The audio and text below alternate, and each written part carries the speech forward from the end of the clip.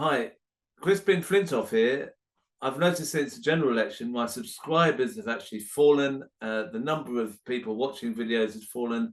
Looks like YouTube's trying to reduce my traffic. So please share and subscribe and all those alert things, whatever they say at the beginning. If you can, it'd be good because I really want to put more stuff out that no one else is doing. Thank you. I wanted to bring on Prem, Sikka, who has written a rather good article about how we can stop the far right. How are you doing, Prem? I'm fine, and good morning to you. And I am unscathed from going to the town centre, my local town centre yesterday, where a lot of fascists were trying to cause disruption. All right. So what? I mean, where's that? Is that in That London? is in Basildon. Only a handful turned up, but so nothing actually happened. There were a lot of people gathered with their music boxes, in a sense, turning it into a festival to drown them out. But at the end, nothing really happened. There was discreet policing. I went to see the local police chief a couple of days ago, wearing my parliamentary hat, gives you access. And I was quite horrified how little resource he had. He said he only had, at any time, 14 police officers plus 2 sergeants on duty on any shift. And this is to police quite a large town. And it was quite a shocker to hear that due to wage freezes, many police officers are relatively inexperienced because the wiser heads have left, and more than half of these police officers only been in post for less than 3 years. And so it was quite a shocking thing to hear. In other words, this is all really a consequence of the Tory austerity, which we have faced over many years, which now Rachel Reeves is threatening to perpetuate, and has started to perpetuate with the two-child benefit cap and taking away the winter fuel payments from pensioners. All this is happening whilst we can see in front of our own eyes what the consequences of those policies are, which Jeremy was alluding to. And so I think everyone really has their work cut out. We have to make sure the Labour can't impose another round of austerity. This morning in the Observer, Rachel Reeves is quoted.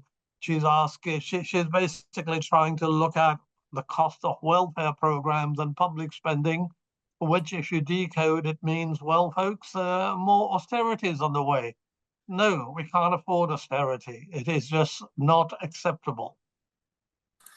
Wow, I can't believe they haven't learned any lessons at all. So, I mean, it's clear that there's a link between the lack of public spending and support for those who need support and these riots. I mean, you've written a very comprehensive article about that link.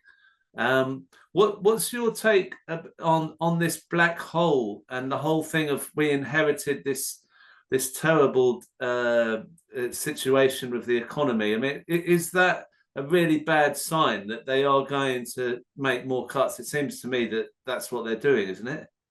I think so. I think it's really a distraction. Let's put that in perspective. For the current financial year, that is 2024-25, the government is budgeted to spend 1,226 billion.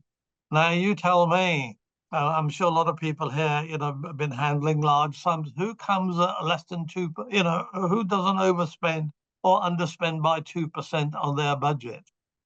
So this is really a sideshow. It's a blame culture saying, well, the Tories have left us in a mess. In a sense, there were easy choices if they wanted to address that issue. An example I have cited many times: go and align the tax rate on capital gains with the tax rate on wages.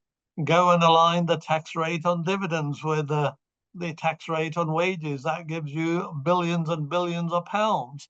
So in Parliament, and I asked this question in the Lords as well, and the minister's response was, we had to make difficult judgments.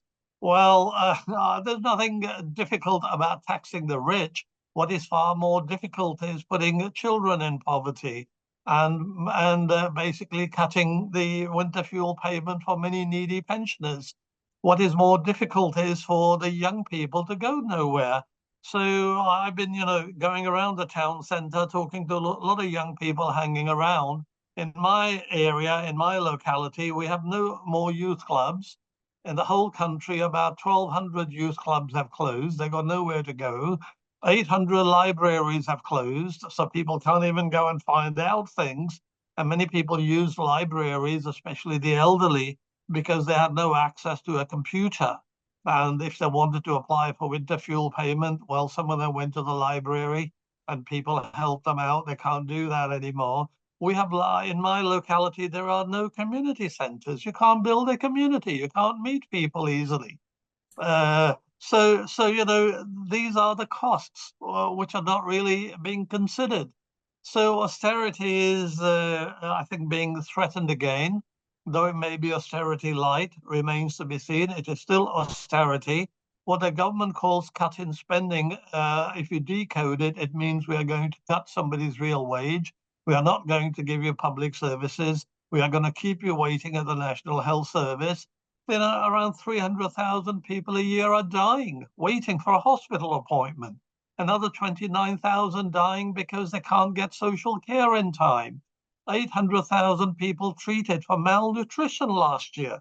This is in the world's sixth richest country.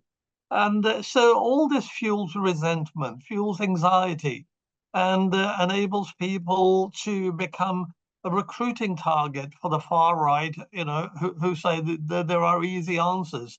It is the Johnny Foreigner, and it is our Johnny Foreigner syndrome which persuaded many to come out of the European Union as well. And of course, Brexit could have been handled differently and better, but it wasn't.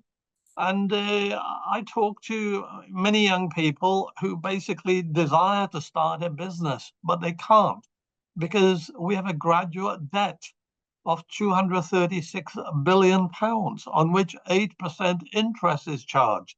That rate of interest is higher than what you pay on a mortgage.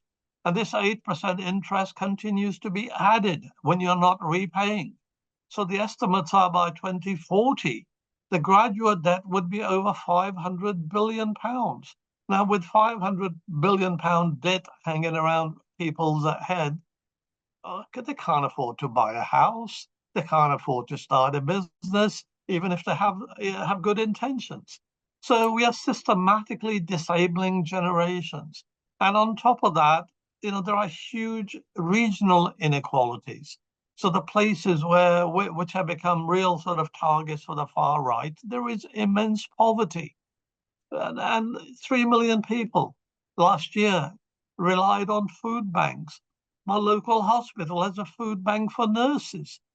Absolutely ridiculous. I stand outside pawnbrokers. Again, I did that yesterday. And, there are people queuing up, pawning toasters and kettles and electric drills and microwaves and cookers. I mean, this is the reality of Dickensian Britain. We are hurtling back to the 19th century. And at least, at that time, there were some sort of chinks appearing in the form of Cadbury and Quaker capitalism. We haven't got that. We are light years away from that. So the problems I'm talking about are created by the state, and the state needs to resolve. If the state can't address these things, then we need a very different kind of government. We need more people-centered approach, and that is the essence of it. So, so we are being preached austerity, possible cuts in welfare and public spending. On the other end of the spectrum, there is no such thing for corporations. People may have read this week that Drax is in line to get 22 billion pound of public subsidy. We bail out banks, we bail out energy companies. We give 500 million pound to Jaguar. We give 500 million pound to Tata Steel. We give 5 billion pound to internet companies. So there is a welfare program for corporations. It is unrestricted. For that, there is no cost estimate, never mind getting value for money.